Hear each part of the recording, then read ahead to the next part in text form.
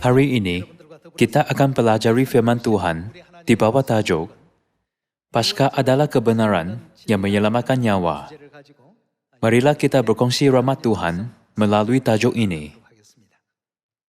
Apabila Tuhan memberikan perintahnya kepada manusia, pasti ada sebab dan tujuan. Mengapakah Tuhan memberikan perintahnya kepada kita dan biarkan kita mematuhinya? Marilah melihat buku Ulangan, bab 8 ayat 11. Hati-hatilah, supaya jangan engkau melupakan Tuhan, Tuhanmu, dengan tidak berpegang pada perintah, peraturan, dan ketetapannya yang ku sampaikan kepadamu pada hari ini. Ini bermaksud bahawa kita mesti mematuhi perintah, peraturan, dan ketetapan Tuhan. Betul? Marilah melihat ayat 12. Dan supaya apabila engkau sudah makan dan kenyang, mendirikan rumah-rumah yang baik serta mendiaminya, dan apabila lembu sapimu dan kambing dombamu bertambah banyak, dan emas serta perakmu bertambah banyak, dan segala yang ada padamu bertambah banyak, jangan engkau tinggi hati, sehingga engkau melupakan Tuhan, Tuhanmu, yang membawa engkau keluar dari tanah Mesir, dari rumah perbudakan, dan yang memimpin engkau melalui padang gurun yang besar dan dahsyat itu, dengan ular-ular yang ganas, serta kalajengkingnya, dan tanahnya yang gersang, yang tidak ada air. Dia yang membuat air keluar bagimu dari gunung batu yang keras, dan yang di padang gurun memberi engkau makan mana, yang tidak dikenal oleh nenek moyangmu, supaya direndahkannya hatimu, dan dicobainya engkau, hanya untuk berbuat apa? Hanya untuk berbuat baik kepadamu akhirnya. Sebab Tuhan memberikan hukum dan ketetapannya kepada umat dan biarkan kita mematuhinya adalah untuk berbuat baik kepada kita akhirnya. Dalam erti kata lain, Dia mahu kita diberkati. Hari ini, sebab Anda datang dan merayakan hari Sabat juga adalah untuk menerima berkat. Apabila kita mematuhi perintah Tuhan, seperti hari Paskah, tanpa menambahkan atau mengurangkan daripada firman Tuhan, kita akan menerima berkat yang dijanjikan Tuhan kepada kita. Marilah melihat buku Keluaran, bab 20 ayat 4. Jangan membuat bagimu patung yang menyerupai apapun yang ada di langit di atas, atau yang ada di bumi di bawah, atau yang ada di dalam air di bawah bumi. Jangan sujud menyembah kepadanya, atau beribadah kepadanya, sebab aku Tuhan, Tuhanmu, adalah Tuhan yang cemburu, yang membalaskan kesalahan bapa kepada anak-anaknya, kepada keturunan yang ketiga dan keempat dari orang-orang yang membenci aku. Tetapi aku menunjukkan kasih setia kepada beribu-ribu orang, yaitu mereka yang mengasihi aku dan yang berpegang pada perintah-perintahku. Dalam erti kata lain, Tuhan akan memberikan berkat bahkan kepada beribu-ribu generasi. Tuhan ingin memberkati mereka yang mematuhi perintah-Nya. Ini adalah kehendak di belakang perintah Tuhan. Itulah sebabnya semua ahli Sion kita datang kepada Tuhan pada hari Sabat ini untuk menyembah Tuhan dan memohon berkat-Nya. Walau bagaimanapun, seperti yang Anda lihat, situasi banyak negara di sekitar kita, mereka tidak berada dalam berkat ini. Betapa menyedihkan. Seperti yang Anda tahu, coronavirus adalah serius di China. Ia dilaporkan dalam berita bahawa 1.500 orang sudah meninggal dunia. 65.000 orang telah disahkan positif. Dan kira-kira 2.000 antara mereka berada dalam keadaan kritikal. Apabila mendengar berita ini setiap hari, saya terus berfikir, bagaimana jika mereka semua telah mendengar berita perjanjian baru lebih awal? Buku Yesaya bab 46 berkata bahawa Tuhan mengetahui kesudahan dari permulaan. Memandangkan Tuhan mengetahui kesudahan dari permulaan, Dia sudah meramalkan bahawa wabak akan muncul pada zaman ini, bukan? Terdapat banyak gereja di seluruh dunia hari ini. Tetapi adakah mereka merayakan Paskah? Tidak. Kebenaran bagi kita untuk menyelamatkan dunia hanya berada di gereja Tuhan misi masyarakat dunia. Tidak ada lagi selain kebenaran Paskah Perjanjian Baru yang Kristus An-Sang-Hung isytiharkan di bumi untuk manusia. Seperti yang kita tahu, kita harus memberitahu hal ini kepada orang yang tidak tahu. Mereka tidak memahami kuasa Paskah. Menurut buku Keluaran bab 20 dan buku Ulangan bab 8, Tuhan memberi kita perintahnya supaya berbuat baik kepada kita akhirnya. Dari sudut pandangan Tuhan, bumi bukan apa-apa, tetapi sebutir debu pada neraca yang terapung-apung di angkasa. Adakah Anda melihat dalam kalender gambar untuk Februari? Tidak ada perbezaan di alam semesta, sama ada bumi wujud atau tidak. Walaupun ia wujud, ia tidak dapat dilihat. Walaupun ia hilang, ia tidak akan dapat dilihat. Bumi adalah begitu kecil dan remeh. Kira-kira 7,7 bilion orang hidup di dunia yang kecil ini. Tuhan kita menguruskan sejumlah besar alam semesta. Bumi yang kecil ini hanyalah sebahagian daripada pengurusan Tuhan dari seluruh alam semesta. Tuhan meletakkan ajaran-ajarannya yang penting di dalam Alkitab, dan Dia menetapkan hukum dan ketetapannya untuk memberkati kita, semua manusia. Dan Dia membiarkan semua orang yang hidup menurut hukum menerima berkat syurgawi yang Dia berikan dari alam semesta. Walaupun begitu, orang tidak memahami kewujudan Tuhan, baik keilahiannya yang hebat, maupun mengukur kuasa firman-Nya. Sebaliknya mereka berkata, ini hanya konsep agama yang dibuat oleh orang Kristian. Bagaimana boleh kita menerima berkat hanya dengan melakukan itu? Sekarang mereka hidup dengan ide itu yang salah. Sekaranglah masa untuk semua anak-anak Sion membangkitkan dunia kepada kebenaran.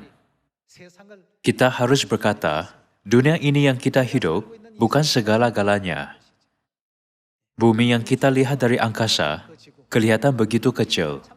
Namun, memandangkan kita hidup di dunia ini sahaja, dunia yang kecil ini kelihatan sangat besar. Tetapi jika bumi dilihat dari kerajaan Tuhan, ia sangat kecil dan remeh. Ia bukan apa-apa pun. Perintah Paskah yang Tuhan dirikan kepada orang yang hidup di perkampungan global mungkin dilanggar oleh orang, tetapi Tuhan tidak pernah melanggar perjanjian. Untuk memahami kehendak Tuhan yang memberi kita Paskah, marilah melihat buku Ibrani bab 9. Buku Ibrani bab 9 ayat 27. Dan sama seperti manusia ditetapkan untuk mati hanya satu kali saja, ia sudah ditakdirkan. Sesetengah orang meninggalkan dunia sedikit awal, dan sesetengah orang meninggalkan dunia selepas menikmati kehidupan yang lebih panjang. Perbezaannya adalah, sama ada mereka pergi hari ini atau setahun kemudian. Semua orang, sebaik sahaja dilahirkan, ditakdirkan untuk mati. Maksudnya, ia adalah perjalanan penting bahawa setiap orang mesti lalui. Tetapi Tuhan berkata bahawa kita mesti bersiap sedia untuk dunia yang akan datang selepas itu.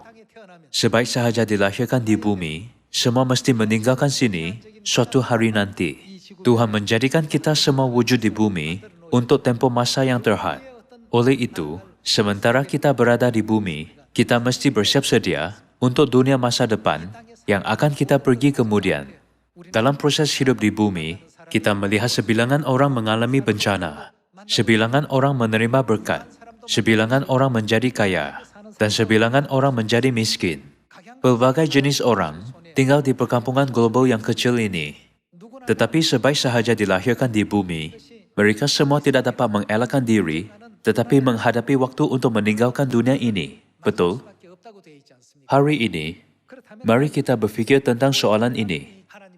Apakah jenis berkat yang Tuhan ingin berikan kepada kita melalui perintahnya iaitu Paskah? Melalui Paskah, Tuhan melindungi kita daripada semua malapetaka bumi. Tambahan pula, Tuhan membuka jalan bagi kita untuk memasuki syurga melalui Paskah. Hari ini, terdapat banyak gereja yang tak terkira di bumi. Tetapi masalah yang serius adalah mereka tidak merayakan Paskah. Dalam erti kata lain, orang yang hidup di bumi mengabaikan berkat Tuhan. Oleh itu, Kita harus memberitahu hal ini kepada mereka dan mengajar mereka. Bukankah kita harus mengajar mereka, berkata, Tuhan telah memberi kita ajaran ini. Baru-baru ini, kira-kira 1.500 orang dibunuh oleh coronavirus di Wuhan, China. Kita tidak tahu bagaimana ia akan berlangsung dari sekarang. Kerana itu, ekonomi dunia dan ekonomi Korea semakin merosot. Juga, negara-negara yang berhubungan dengan mereka semuanya terpengaruh oleh kelembapan ekonomi. Mengambil kesempatan ini, kita harus menginjil kebenaran Paskah kepada lebih banyak orang. Memandangkan Tuhan berjanji untuk memberkati kita dan menyelamatkan kita daripada malapetaka melalui Paskah. Kita semua harus dilindungi oleh Tuhan dan dapatkan bantuan daripadanya. Marilah pastikan apa yang dijanjikan Tuhan kepada kita di dalam buku Keluaran bab 12. Ayat 10. Janganlah kamu tinggalkan apa-apa dari daging itu sampai pagi. Apa yang tinggal sampai pagi kamu bakarlah habis dengan api. Dan beginilah kamu memakannya. Pinggangmu berikat, kasut pada kakimu, dan tongkat di tanganmu. Buru-burulah kamu memakannya. Itulah Paskah bagi Tuhan. Sebab pada malam ini, aku akan menjalani tanah Mesir, dan semua anak sulung dari anak manusia sampai anak binatang akan kubunuh, dan kepada semua Tuhan di Mesir akan kujatuhkan hukuman.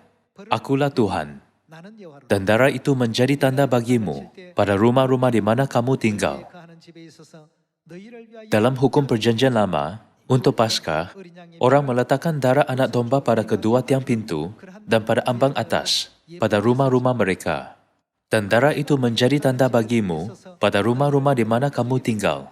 Apabila aku melihat darah anak domba Paskah itu, maka aku akan lewat daripada kamu. Jadi tidak akan ada tulah kemusnahan di tengah-tengah kamu. Apabila aku menghukum tanah Mesir, hari ini akan menjadi hari peringatan bagimu. Kamu harus merayakannya sebagai hari raya bagi Tuhan turun-temurun. Kamu harus merayakannya sebagai ketetapan untuk selamanya. Di dalam buku Keluaran bab 12, Tuhan meletakkan sejarah yang berlaku pada zaman Musa kira-kira 3.500 tahun yang lalu. Apakah yang terjadi terhadap rumah-rumah yang merayakan Paskah? Malapetaka melewati mereka. Anak sulung keluarga orang Mesir yang tidak merayakan Paskah semuanya mati. Kalau begitu, apakah yang kes ini beritahukan kita dan mengapa ia dicatatkan di dalam Alkitab? Mesir melambangkan dunia yang berdosa ini.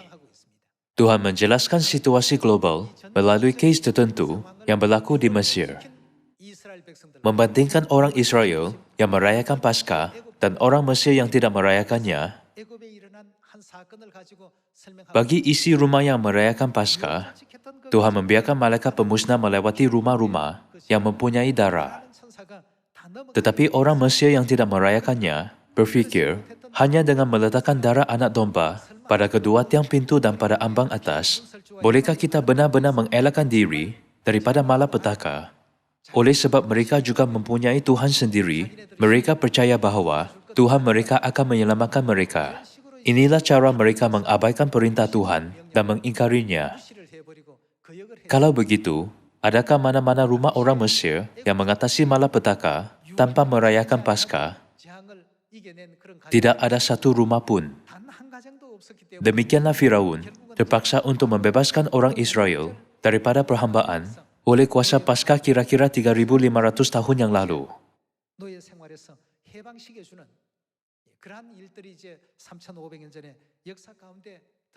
Seseorang berkata, itu berlaku hanya 3.500 tahun yang lalu. Walaupun kita merayakan Paskah hari ini, tidak akan ada perlindungan atau berkat daripada Tuhan. Ini adalah salah. Perjanjian yang dibuat 3.500 tahun yang lalu masih sah pada hari ini, yang menjadikan semua malapetaka melewati. Melalui kuasa Paskah, Tuhan akan melindungi kita daripada semua malapetaka yang berlaku di perkampungan global ini yang dilambangkan sebagai Mesir yang berdosa. Tuhan telah memperlihatkannya kepada semua orang melalui kejadian yang berlaku di Mesir. Marilah melihat buku Mazmur bab 91. Buku Mazmur bab 91 ayat 1. Orang yang duduk dalam lindungan yang maha tinggi dan bermalam dalam naungan yang maha kuasa akan berkata kepada Tuhan, tempat perlindunganku dan kubur pertahananku, Tuhanku yang ku percayai, sungguh, Dialah yang akan melepaskan engkau dari jerat penangkap burung, dari penyakit sampar yang busuk. Dengan kepaknya ia akan menudungi engkau. Di bawah sayapnya engkau akan berlindung. Kesetiaannya ialah perisai dan pagar tembok. Engkau tak usah takut terhadap kedahsyatan malam, terhadap panah yang terbang di waktu siang, terhadap penyakit sampar yang berjalan di dalam gelap, terhadap penyakit menular yang mengamuk di waktu petang. Walau 1,000 orang rebah di sisimu dan 10,000 di sebelah kananmu, tetapi itu tidak akan menimpamu.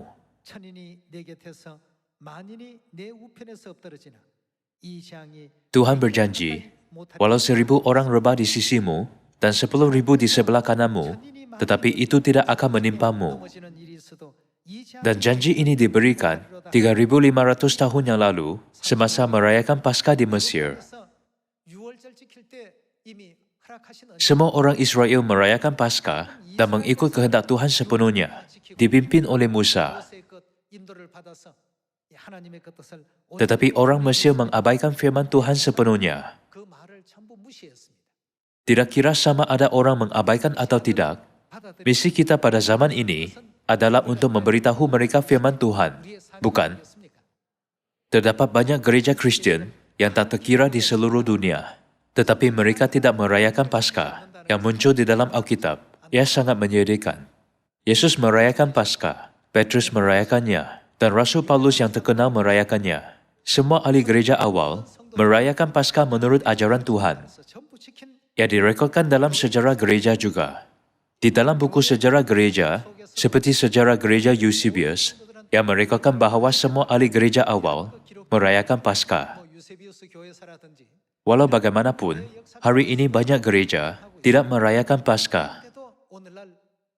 Sesiapa yang mahu menerima berkat, mesti merayakan Paskah. Di dalam buku Mazmur bab 91, tertulis, walau 1,000 orang rebah di sisimu dan 10,000 di sebelah kananmu, tetapi itu tidak akan menimpamu. Perkataan ini mengandungi kebenaran Paskah. Alkitab membuktikan bahawa, walaupun 1,000 atau 10,000 orang mungkin rebah di sisi kita, atau di sebelah kanan atau sebelah kiri kita, malapetaka tidak akan mendekati kita yang telah merayakan Paskah. Marilah melihat ayat 8. Engkau hanya menontonnya dengan matamu sendiri dan melihat pembalasan terhadap orang-orang fasik. Sebab Tuhan ialah tempat perlindunganmu, yang maha tinggi telah kau buat tempat perteduhanmu. Malapetaka tidak akan menimpa kamu, dan tulah tidak akan mendekat kepada kemahmu. Kalian semua, betapa bersyukurnya bahawa kita berada dalam perjanjian Tuhan.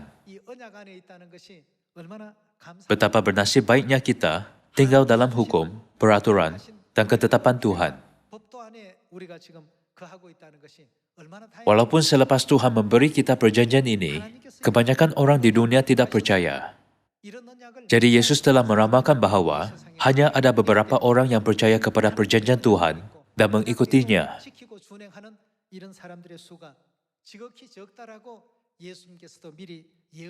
Jadi bagaimanakah Alkitab menerangkan jalan itu?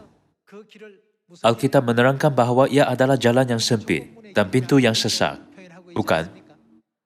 Nampaknya jalan yang banyak orang ambil adalah jalan yang benar, tetapi ia tidak berfungsi dengan cara itu dalam dunia rohani. Ke jalan mana Tuhan telah bimbing kita? Apabila Yesus, yang melihat kesudahan dari permulaan, meramalkan apa yang orang di bumi akan lakukan pada akhir zaman, terdapat lebih banyak orang yang tidak mentaati firman Tuhan daripada orang yang mentaatinya. Ia sungguh menyayat hati. Walau bagaimanapun, bukankah kita harus membangkitkan dunia dan mengajar mereka sehingga saat terakhir yang telah Tuhan tetapkan? Kita mesti mengajar dan menginjil dengan betul untuk menyelamatkan jiran, keluarga, saudara mara, dan kawan kita. Berkata, mari kita semua menerima berkat Tuhan. Dengan melakukannya, kita mesti memasuki kerajaan syurga bersama-sama. Di dalam buku Keluaran, orang Israel meletakkan darah pada ambang atas dan kedua tiang pintu rumah mereka. Dan Tuhan mengatakan bahawa itu akan menjadi tanda. Tuhan berkata, apabila malaikat pemusnah melihat tanda itu, mereka tidak akan menyerang rumah itu, tetapi melewatimu. Di dalam buku Yehezkiel, tanda itu dipanggil huruf T, tanda. Dan di dalam buku Wahyu, ia dipanggil meterai. Marilah kita melihat babak di mana orang yang merayakan Paskah mempunyai tanda seperti itu dan memastikan bahawa tanda itu diletakkan di atas dahi kita sebagai meterai.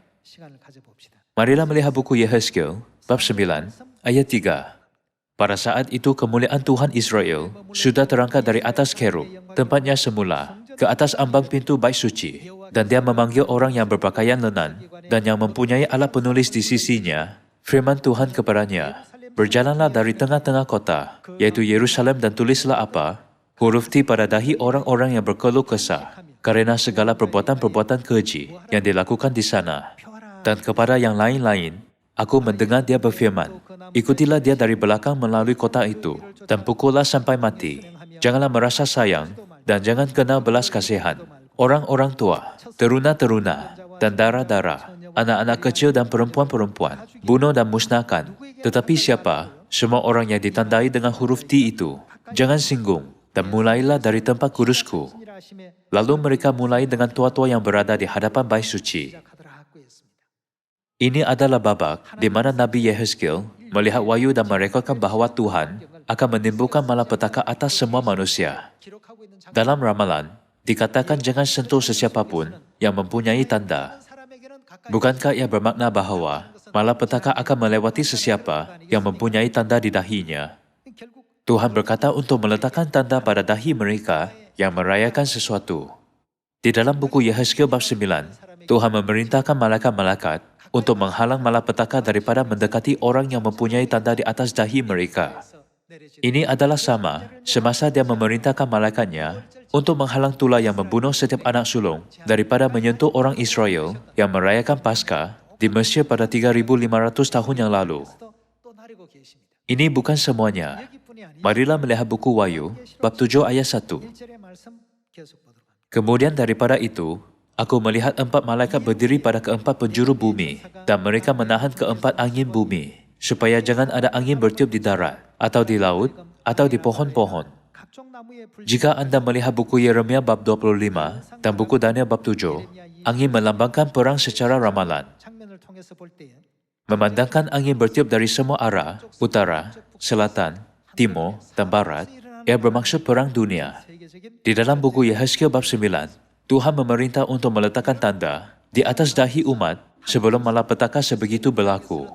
Dan di dalam buku Wahyu sini, Tuhan memerintah untuk meletakkan meterai pada dahi umat supaya mereka dapat melepaskan diri daripada malapetaka. Marilah melihat ayat 2. Dan aku melihat seorang malaikat lain muncul dari mana? Dari tempat matahari terbit, yang membawa meterai Tuhan yang hidup, dan ia berseru dengan suara nyaring kepada keempat malaikat yang ditugaskan untuk merusakkan bumi dan laut. Katanya, janganlah buat apa? Janganlah merusakkan bumi atau laut, atau pohon-pohon sebelum kami memeteraikan hamba-hamba Tuhan kami pada dahi mereka. Merosakkan bermaksud menimbulkan malapetaka. Betul? Tuhan menyuruh malaikat-malaikat, janganlah merosakkan bumi atau laut, atau pokok-pokok, tetapi menangguhkan malapetaka, sehingga meterai diletakkan pada dahi anak-anak Tuhan. Tindakan Tuhan yang tertulis di dalam buku Keluaran bab 12, buku Yehezkiel bab 9, dan buku Wahyu semua diambil dalam situasi malapetaka. Marilah melihat buku Wahyu, bab 9 ayat 1. Lalu malaikat yang kelima meniup sangkakalanya, dan aku melihat sebuah bintang yang jatuh dari langit ke atas bumi, dan kepadanya diberikan anak kunci lubang jurang maut. Maka dibukanyalah pintu lubang jurang maut itu. Lalu naiklah asap dari lubang itu, bagaikan asap tanur besar, dan matahari dan angkasa menjadi gelap oleh asap lubang itu. Dan dari asap itu, berkeluaranlah belalang-belalang ke atas bumi, dan kepada mereka diberikan kuasa, sama seperti kuasa kalajengking-kalajengking di bumi.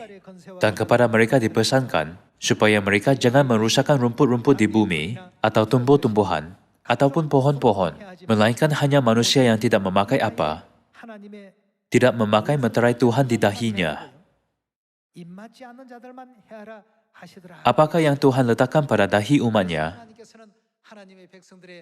Tuhan meletakkan tanda pada dahi umatnya melalui malaikat.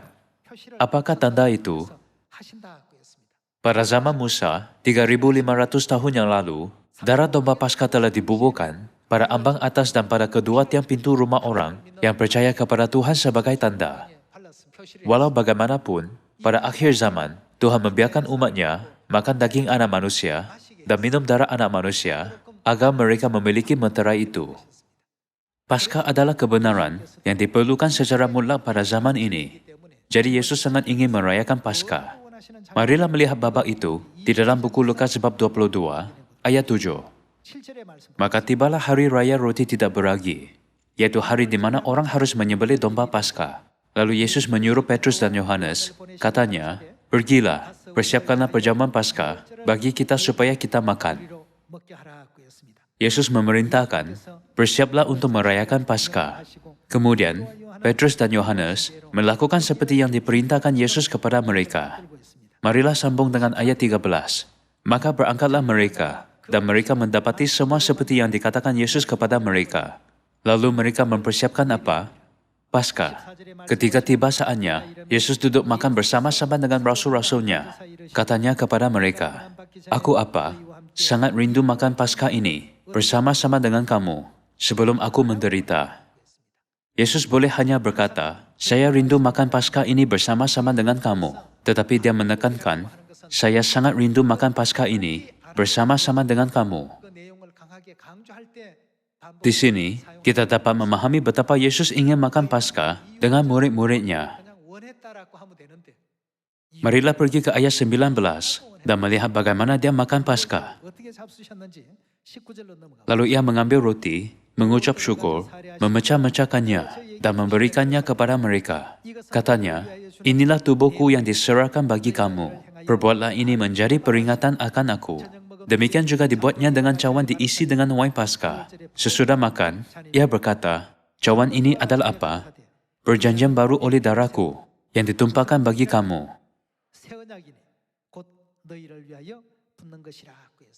Paskah perjanjian baru adalah kebenaran yang Yesus dirikan untuk semua manusia.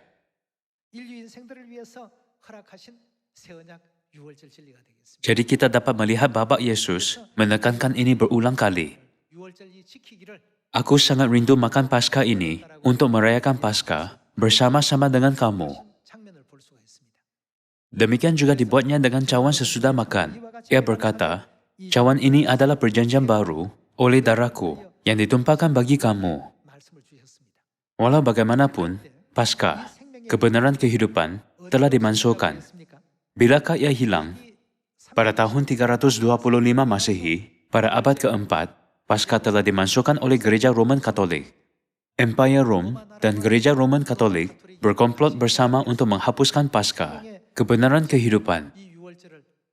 Fakta bahwa Paskah telah dimansuhkan pada tahun 325 Masehi menunjukkan bahwa ia pernah dirayakan sehingga tahun 325 Masehi. Betul, kelahiran Yesus adalah titik rujukan untuk sebelum Masehi dan Masehi. Yesus tinggal di bumi ini sehingga umur 33 tahun. Dan Rasul Yohanes, yang terakhir daripada 12 murid, meninggalkan bumi ini kira-kira tahun 106 Masehi. Jadi ada orang yang pernah menerima ajaran Yesus dan menginjil ajaran itu dengan betul sehingga tahun 100 Masehi. Yesus merayakan Paskah. Petrus dan Yohanes juga merayakannya. Dalam kepatuhan kepada perintah Yesus, mereka mempersiapkan Paskah seperti yang digambarkan di dalam buku Lukas bab 22. Betul, mereka semua merayakan Paskah dan murid-murid lain merayakannya sehingga tahun 325 Masehi. Ini menunjukkan bahwa Paskah dirayakan selama lebih daripada 300 tahun. Namun selepas itu, ia telah dimasukkan oleh Gereja Roman Katolik. Yesus sangat ingin merayakan Paskah dan dia juga mengajar murid-muridnya untuk merayakannya. Berkata, "Aku telah memberikan suatu teladan kepada kamu, supaya kamu juga berbuat sama seperti yang telah Kuperbuat kepadamu." Betul? Marilah melihat buku Yohanes, bab 13. Bukan sahaja Paskah, tetapi segala-gala yang Yesus lakukan adalah teladan kepada kita untuk ikuti. Bab 13, Ayat 15. Sebab aku telah memberikan apa? Memberikan suatu teladan kepada kamu, supaya kamu juga berbuat sama seperti yang telah kuperbuat kepadamu. Yesus memberikan teladan untuk merayakan Paskah. Ini menunjukkan bahwa kita harus merayakannya juga. Betul? Alkitab menggambarkan babak Rasul Paulus menekankan dengan tegas bahwa Paskah adalah kebenaran yang tidak boleh dimansuhkan. Marilah melihat buku 1 Korintus, bab 11 ayat 23. Sebab apa yang telah kuteruskan kepadamu, telah aku terima dari siapa? Dari Tuhan. Yaitu bahwa Tuhan Yesus, pada malam waktu ia diserahkan, mengambil roti dan sesudah itu ia mengucap syukur atasnya. Ia memecah-mecahkannya dan berkata, inilah tubuhku, yang diserahkan bagi kamu. Perbuatlah ini menjadi peringatan akan aku. Demikian juga ia mengambil cawan. Sesudah makan lalu berkata, dia mengambil cawan yang diisi oleh wain Paskah dan mengucap syukur atasnya. Cawan ini adalah apa? Perjanjian baru yang dimeteraikan oleh darahku. Perbuatlah ini. Setiap kali kamu meminumnya, menjadi peringatan akan aku. Apakah maksud Yesus dengan mengatakan, setiap kali kamu meminumnya? Adakah dia bermaksud bahwa akan baik-baik sahaja hanya melakukannya sekali? Tidak. Dia bermaksud bahwa kita harus terus melakukannya. Perbuatlah ini, setiap kali kamu meminumnya, menjadi peringatan akan aku. Sebab setiap kali kamu makan roti ini dan minum cawan ini, kamu memberitakan kematian Tuhan sampai ia datang. Paulus berkata bahwa kita harus terus merayakan Paskah dan memberitakannya sampai Tuhan datang. Marilah melihat mengapa kita harus merayakan Paskah melalui buku 1 Korintus bab 5.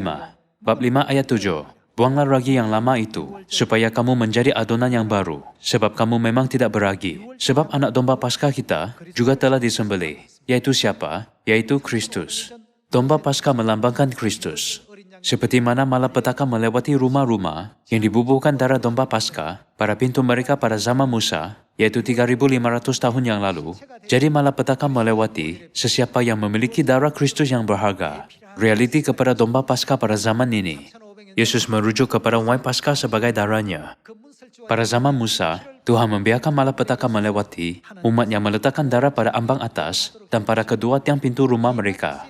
Dan dia telah memeteraikan dan mengakui kita sebagai orang yang akan pergi ke syurga melalui Paskah.